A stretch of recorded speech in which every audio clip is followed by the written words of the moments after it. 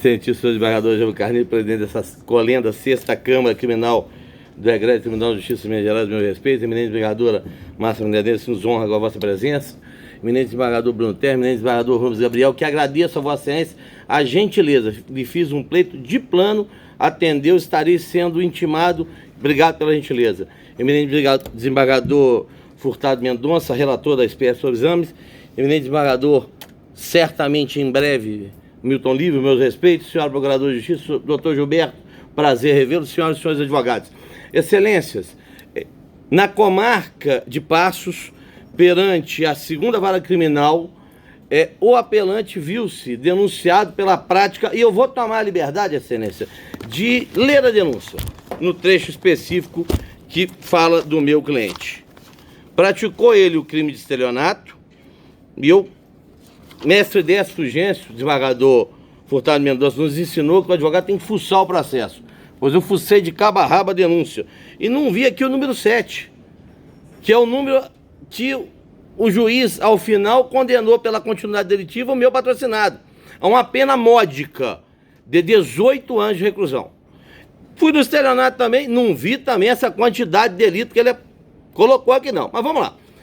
Artigo 273, uma barbaridade, que este tribunal, e essa questão não foi suscitada, trago agora da tribuna, através do julgamento da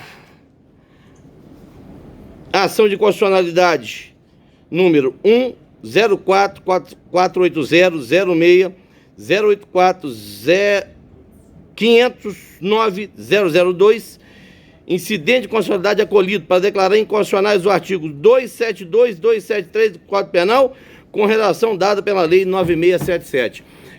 Só um minutinho, desculpe incomodar. Tem pessoas tirando foto e fazendo filmagem da sessão, é proibido pelo regimento interno. Todos os atos estão sendo filmados e captados o som. As partes dos advogados que tiverem interesse jurídico podem requerer isso depois, tá bem? Desculpa. Em absoluto. Excelência, voltando àquilo que discorri há pouco. O artigo 273, eminente desembargador, relator Furtado Mendonça, foi declarado inconstitucional por esse tribunal. É herético você levar ao patamar de 10 a 15 anos face ao vilipêndio incomensurável princípio da proporcionalidade. Do que nós estamos tratando aqui? De bujões de oxigênio. O Ministério Público, com todo respeito, merece a doutora procuradora e o doutor Gilberto, me cria o seguinte: durante 10 anos, o meu cliente, ele vendia para a Santa Casa os botijões. Lá dentro tinha uma treta, segundo a denúncia, com um funcionário. Esse funcionário tirava um lacre, voltava como se tivesse sido consumido aquele que estava cheio, e o meu cliente lá, segundo a exordial, colocava um selo e mandava de volta. Não se fez prova, excelência, em momento algum, de que, diz a denúncia, de 10 a 18. Quantas vezes foi em 2010? Quantas em 2011? 12, 13, 14, 15, até 18? Não há prova, desembargador Bruno, desembargador Jobert, de que tenha sido feito, uma vez feita, uma vez só realizada essa fraude. E aqui o tipo penal, ele trata do seguinte: falsificar, não há prova de falsificação, que crime que deixa vestido tem que ter o quê? Prova técnica, não há no processo. Corromper, bem, eu fui atrás de quem me ensinou, que é o NUT. Corromper é estragar ou alterar. E eu digo a vossas excelências, no que voltava para a empresa do meu patrocinado, ele recebia um selo e era remetido de novo. Onde é que está o estragar, o alterar? Em momento algum, desembargador Bruno, desembargador Gilberto, não há de se falar aqui em conduta típica perpetrada. Além de ser inconstitucional esse dispositivo legal, não se pode dizer aqui que houve qualquer espécie ou de estragar ou adulterar duas ações. Elas não foram levadas a efeito. E aí eu me pergunto, vou continuar lendo a denúncia.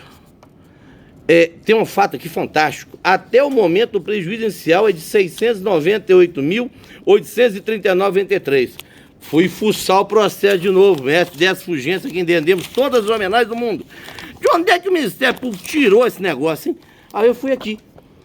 Tem no processo um aditamento, que no exordial ele pede o ressarcimento, e foram sequestrados bens do ora apelante. E onde é que ele achou isso? Ele foi num documento de terceiro, que não é um laudo técnico, se encontra as folhas 16. Excelências, tenho certeza que isso não passou ao Léo do exame de Vossa Excelência. Estimativa 691.839.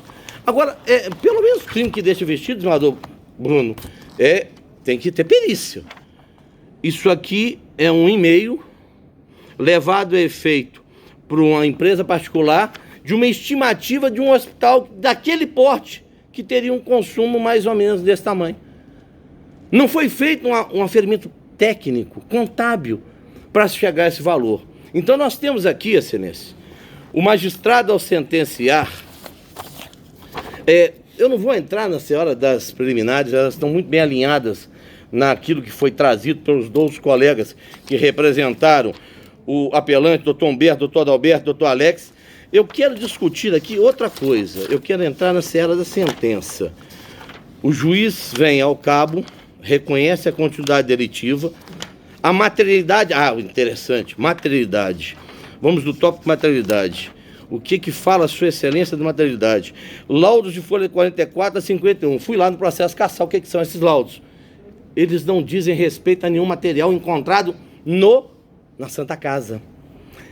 Elas trazem notícia de outro fato, de outro lugar, e não provam também. Folhas 44, cilindro de grande porte armazenado extremamente à esquerda, 6 lacrados. Onde é que foi isso?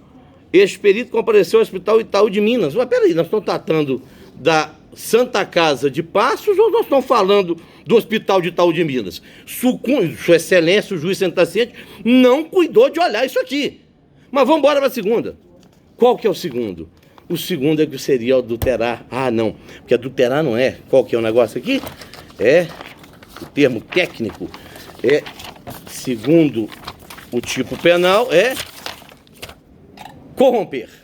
Bem, onde é que foi corrompido? Um laudo feito às folhas 59 até 71 diz que realizou os exames e ele chega à seguinte conclusão.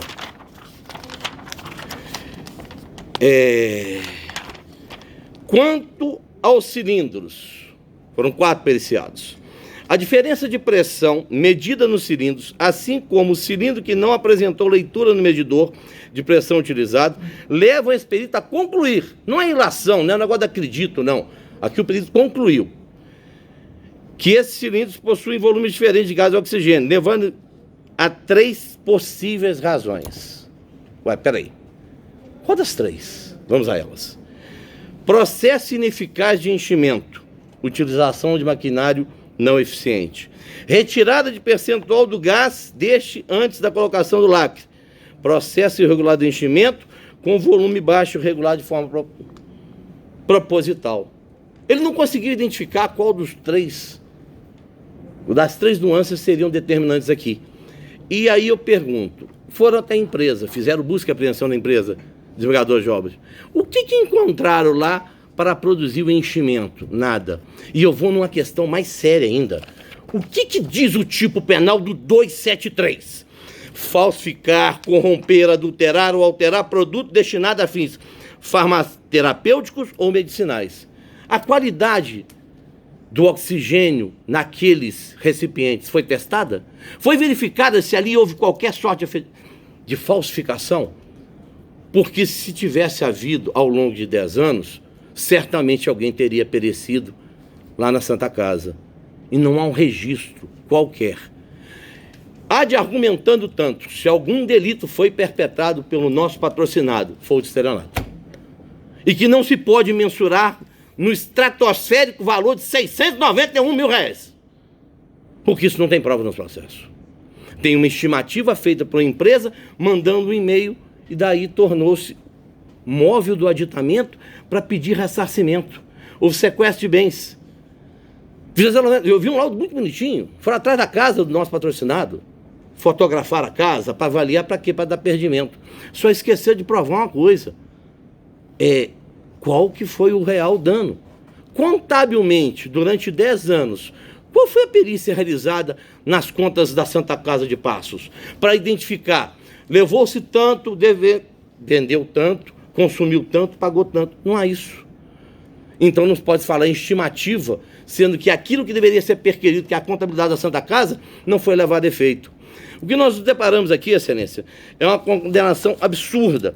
E falava eu da sentença em relação ao quantitativo de majoração.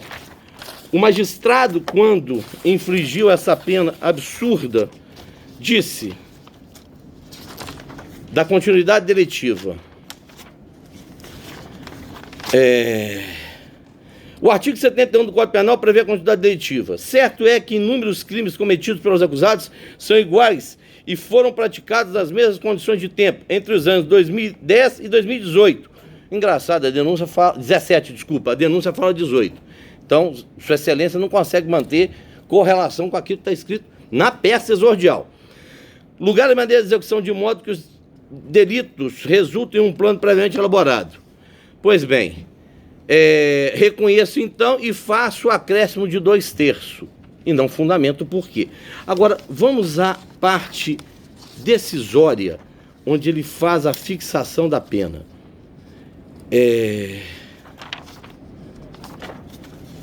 Em relação ao meu patrocinado,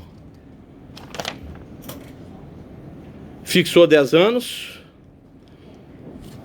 e em relação à continuidade deletiva, aumenta de 2/3 e vai a 18 anos.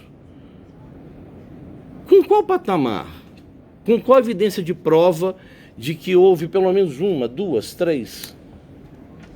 O que se pede aqui, Excelência, é o reconhecimento, e trago isso, desembargador Furtado, da tribuna. Essa matéria não foi alinhada até então. Nós fomos constituídos para promover essa sustentação oral no limite das nossas capacidades e verificamos essa questão incidental da inconstitucionalidade que foi declarada por este tribunal.